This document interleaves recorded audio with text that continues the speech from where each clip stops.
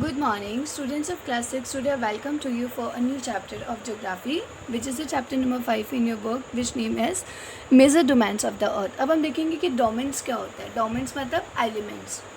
अब हम बात कर रहे हैं अर्थ की. We are talking about the earth. First of all we understand, as you know, we have read in the first chapter, the earth is the only planet which has life. Human being can live here because the light sustaining element of life of land, water and air are present on the earth. जैसा कि हम सब जानते हैं कि हमने chapter first में पढ़ा था कि हमारा जो होम लैंड है, which is our home planet, home land earth, कि एक अर्थ ही one and the only planet है जिसपे क्या सपोर्ट करती है, लाइफ.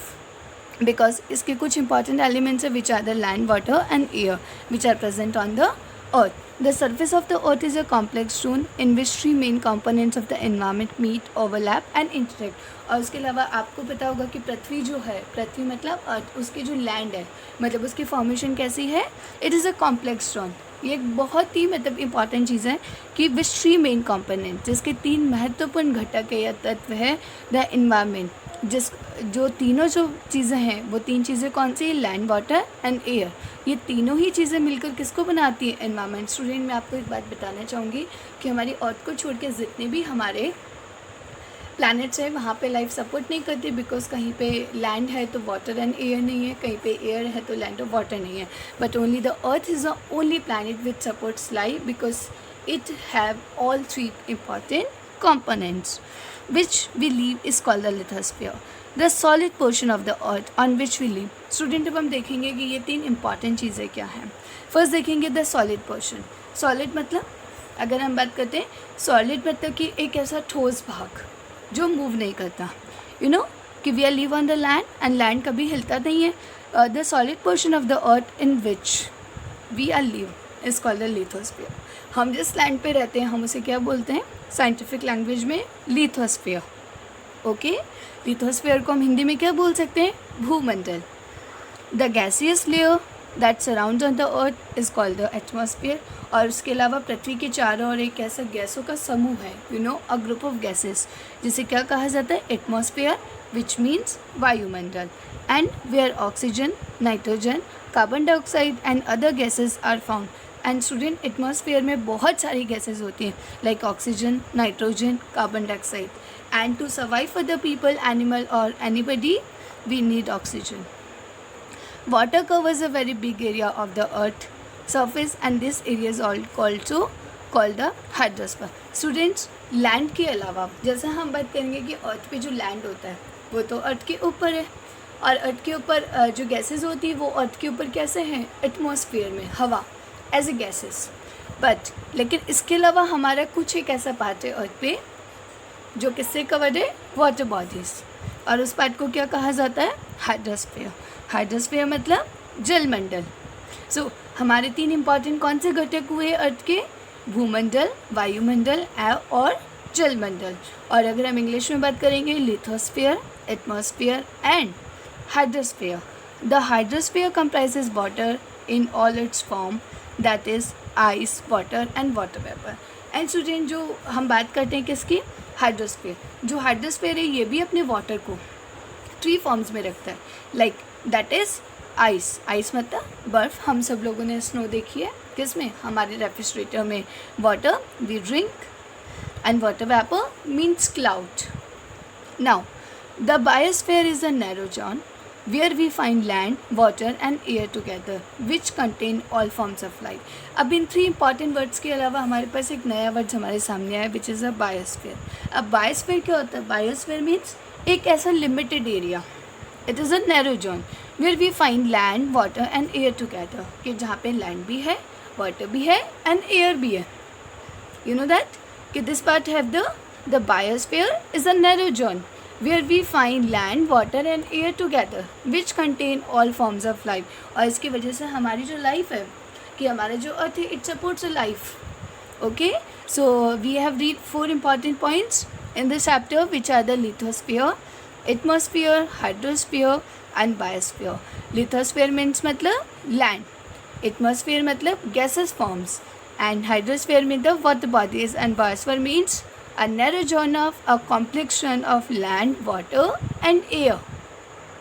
नाउ स्टूडेंट्स, अब हम देखेंगे कि व्हाट इज़ अ लिथोस्फीयर। हम इसे और ज़्यादा डिटेल में पढ़ते हैं कि लिथोस्फीयर कैसे है हमारे यहाँ पे।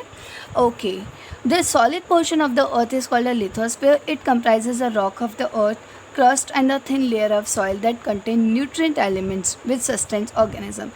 You know students, जैसे कि हमने देखा होगी हमारी अर्थ की जो सॉइल होती है, रॉक्स होती है, हमने देखा है कि हमारे अर्थ पे बहुत सारी मतलब कभी कहीं पे रॉक्स है, कहीं पे बहुत सारी सॉइल्स हैं.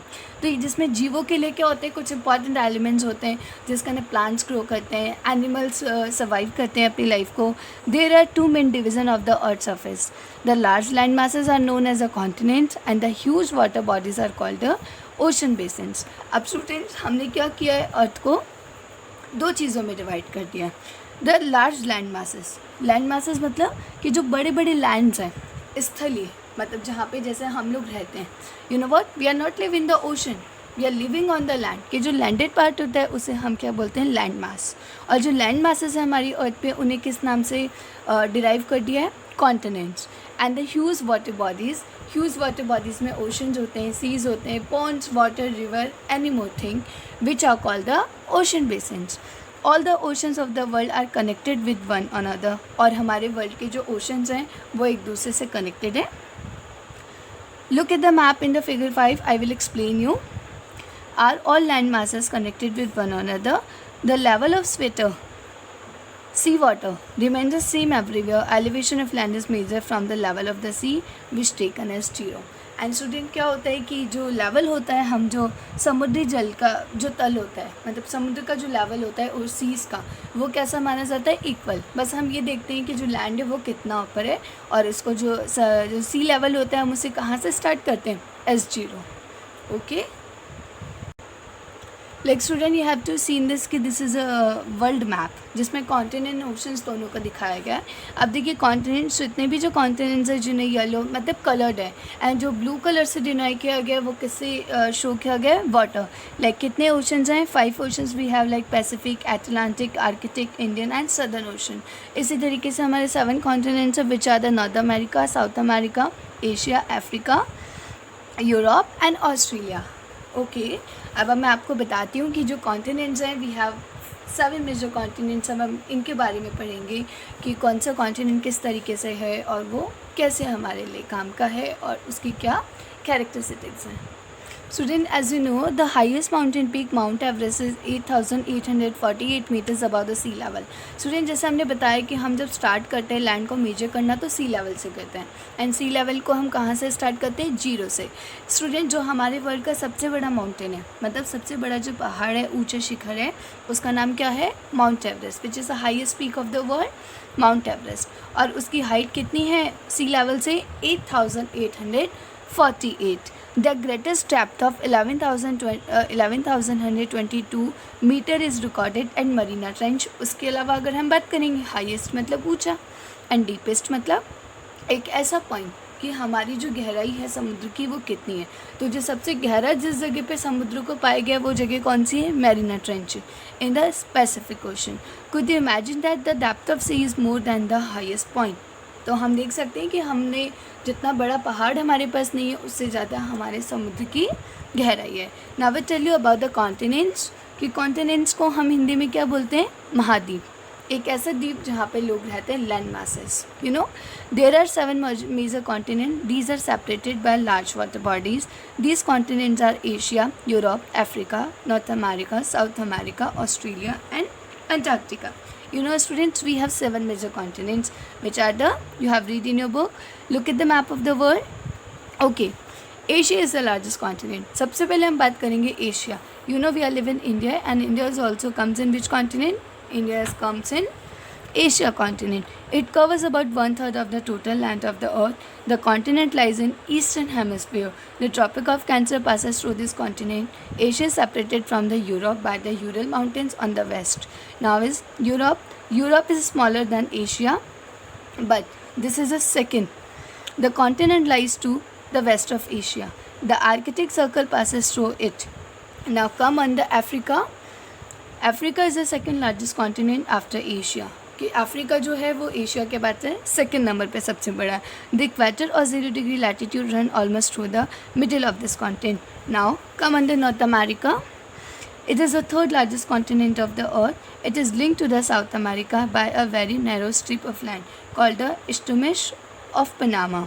The continent lies completely in the northern and western hemisphere. 3 oceans surround the continent. Can you name these oceans? Now, South America, it lies between mostly in the southern hemisphere which 2 oceans surround it. अब आप देखोगे कि कितने सारे हैं कि अगर हम बात करेंगे कि North America and South America, these are connecting. अब आप देखोगे कि ये जो दोनों हैं कि अमेरिका और America, we have 2 continents. First is North America and South America. Students, इन दोनों में ये दोनों जो हैं बहुत ही पास पास है.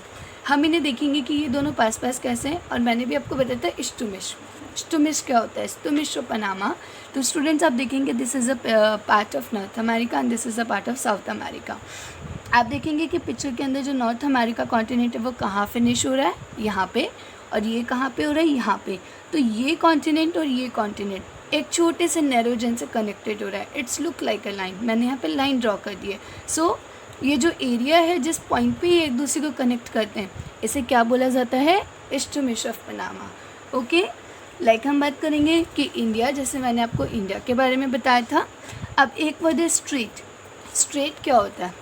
A strait is a narrow passage of water connecting 2 large water bodies like seas and ocean.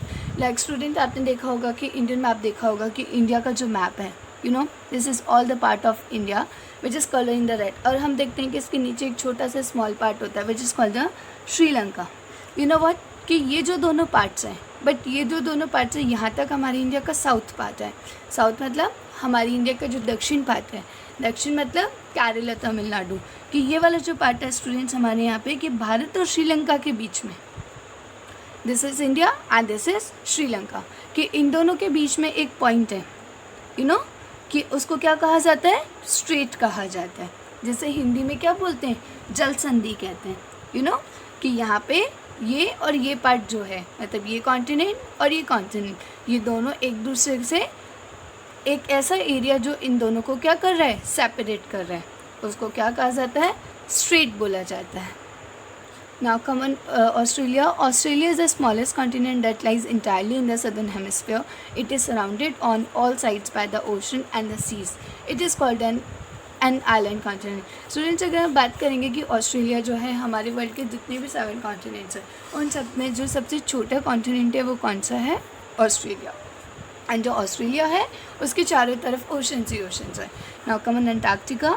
Completely in the southern hemisphere, it is a huge continent. The South Pole lies almost at the center of this continent.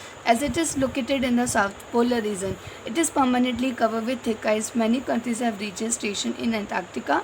India also have the research station there. They are named as मैत्री and दक्षिण Gangotri. Student, जो Antarctica एक ऐसा द्वीप है जो कि दक्षिण गोलार्ध में स्थित है, पोलर रीजन में, साउथ पोल के अंदर सिचुएटेड है. और ये एक ऐसा है कि जहाँ पे ये एक बहुत बड़ा कॉन्टिनेंट है जहाँ पे पूरे साल हमेशा एक बहुत ही थिक लेयर ऑफ आइस होती है, मतलब बहुत बर्फ़ की एक बहुत मोटी चादर से हमेशा ढका रहता है. और वहाँ पे ह्यूमन सर्वाइव नहीं कर सकते, बिकॉज वहाँ की जो क्लाइमेट कंडीशंस होती है वो इतनी अच्छी नहीं होती है कि ह्यूमन वहाँ जाकर सर्वाइव कर सकते हैं.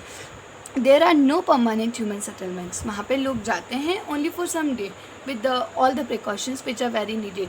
सो इसके अलावा लेकिन काफ़ी देश ऐसे हैं और उनमें इंडिया भी है जिन्होंने अपने रिसर्च स्टेशन वहाँ पे सिचुएटेड किए हैं. तो India also has 2 stations there. हमारी इंडिया के भी वहाँ पे 2 स्टेशंस हैं जिनके नाम क्या है, मैत्री एंड दक्षिण Gangotri. Student, I hope you like this video very well, and in the next video of this chapter we have learned about the hydrosphere and atmosphere. Thank you all.